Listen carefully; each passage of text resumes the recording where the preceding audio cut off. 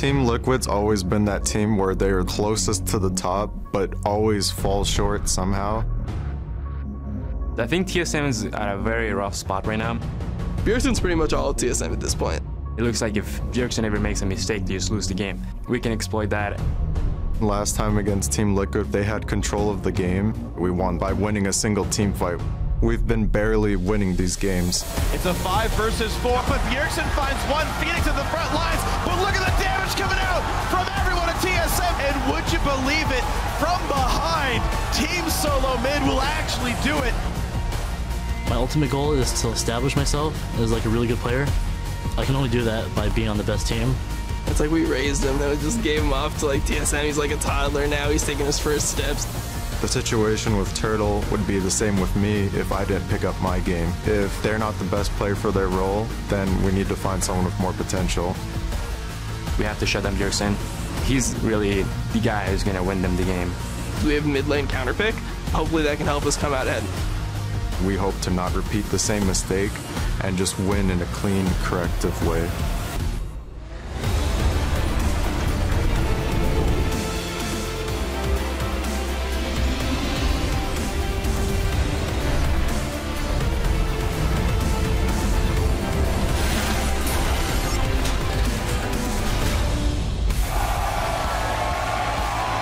Welcome to our continuing coverage of Week 7 of the North American LCS Summer Split. We're beaming out to you live from our studios here on the West Coast. Lots of people in the stands today, and earlier we sent our camera crew deep into a fan feeding frenzy, and at the center of it, we've got a Poro making a long trip from the Howling Abyss. Enemy Esports here arriving a short time ago. They're looking to take down a Goliath when they face off against first place Gravity, as you see here warming up in their ready room. Move, Keen, the rest of the crew.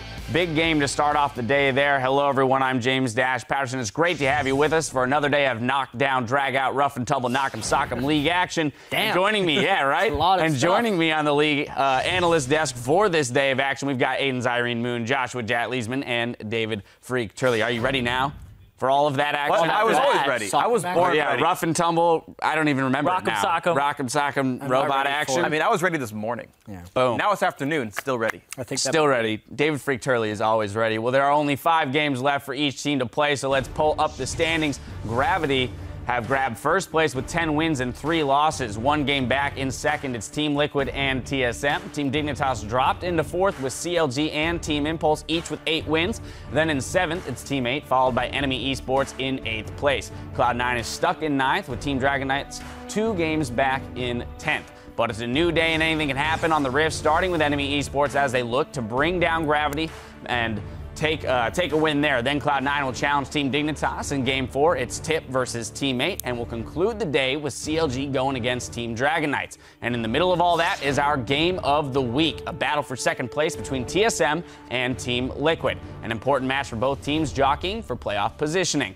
But those teams aren't alone in their playoff race, and today teams can lock in their spots. At the top of that list is Gravity, who need just 1 more win or a Team 8 loss to secure a playoff berth. Yeah, and Gravity, they look like they're going to take off like a rocket. I don't know who can stop them because they've already beat CLG, TSM, and Team Liquid. The only teams in the top 5 that they play in their last 5 games are Dignitas and TIP. Otherwise, they're playing bottom half teams. So I feel like they're just going to take off and they're just going to hit that first place and get a first round bye. I mean, specifically based off the teams that they have beaten, I think the biggest thing that will challenge them is their own consistency, because it's been such a rise in such a short amount of time.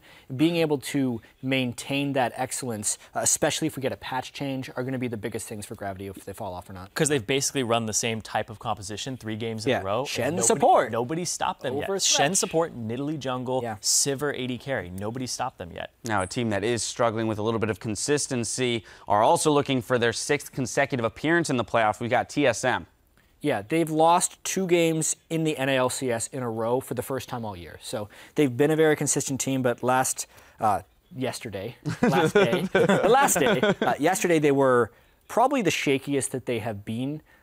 They had an overly passive play style. It felt like Wild Turtle was playing with handcuffs. It looked like everyone was afraid of making a mistake rather than trying to make a play. Yep. And that is always a fear for TSM because never happy with a good performance. So they're always worried about their mistakes, and now they're just worried about so many mistakes that they've maybe forgotten how to win, and they need to have a big bounce-back game today. Yeah, and I want to talk about sort of what exactly went wrong with TSM. I've heard people say that it was like their draft or something. I don't think that's even close to true. I thought TSM's comp was perfectly fine.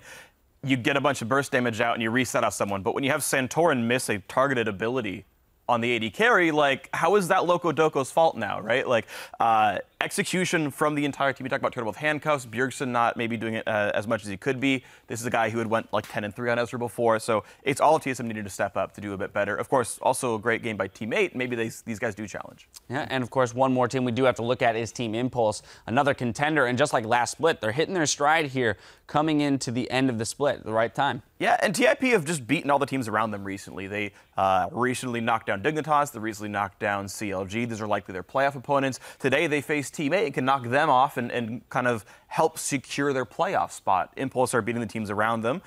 At the end of the season, they got to go beat the top team, see if they can do that as well, and see if they've really kind of grown as a team. But right now, they're like, okay, you're a solid fourth-place team. That's where you were last time. It's still marked improvement, though, because their first half of the split was 4-5, and those 5 losses were the 5 teams above them. They couldn't beat anybody above them, and now that they've pulled out 2 wins against those teams, this means that they're definitely moving up a little bit, just or like those teams split. are maybe going down. And Rush continues to baffle me because he's last place in wards placed per minute, last place in wards killed for junglers, but first place in style because he's so impressive when he gets going, and he literally hard carries games, but it's in a very unconventional way for the way jungle is played. Jad has a secret style chart at home. He's just ranking all the players on his own. I have to like jump to But you know what? Careful. Don't put a dunk on that one. Oh my God. You know what I don't understand, though, is he plays Lee Sin. It's a Sightstone jungler. You think his wards would be higher just from ward hopping. Everyone builds Sightstone now, so it almost cancels. Exactly. But when he's making that many plays, you'd expect him to at least get them. But last in wards is actually very impressive. Yeah.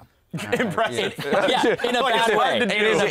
It is impressive to say the least. Well, before we throw it over to our casters, we're going to let you do the asking on Twitter today. A little later, we'll have Reginald and Liquid joining us on the desk to preview our game of the week. So send us your questions for the owners of TSM and Team Liquid by tweeting at LOL Esports and use the hashtag LCS. We'll pull a few questions to ask them in our pregame. But that's going to do it for us here on the analyst desk. Now it's time to send it to the casters to get the games underway.